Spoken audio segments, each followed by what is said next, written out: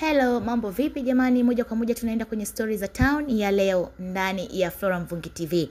Tunazungumzia story inayomhusu huyu mwandishi wa habari, lakini kijana machachari kabisa, baba kabisa, mume wa mtu anayefahamika kama Mwijaku.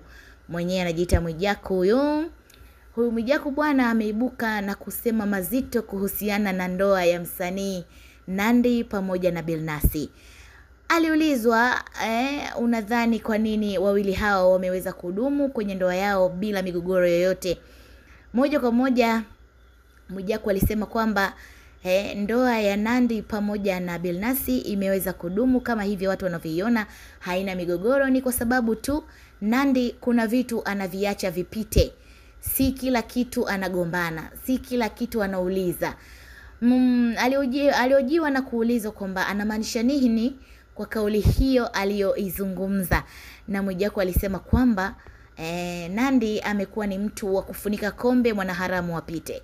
Yaani mambo mengi ambayo yanatokea katika ndoa yake amekuwa akiyavumilia, na ndio maana mnamuona Nandy ananawiri, anapendeza. Alisema ndio maana unamuona Nandy anapendeza, ananawiri, unabaki unajiuliza anapaka lotion gani, anapaka maziwa, anapaka kitu gani. Lakini yote hayo ni kwamba hafuatilii mambo ambayo mume wake anayafanya. Alipoulizwa ni mambo gani, Mwijaku aliropoka na kudai kuwa, kwani unadhani Nandy hajui kwamba Billnass anamiliki watoto wa chuo? Kauli hii ilitafsiriwa tofauti sana na mwandishi ambaye alikuwa akimhoji Mwijaku na kutaka kujua zaidi kwamba anamaanisha nini.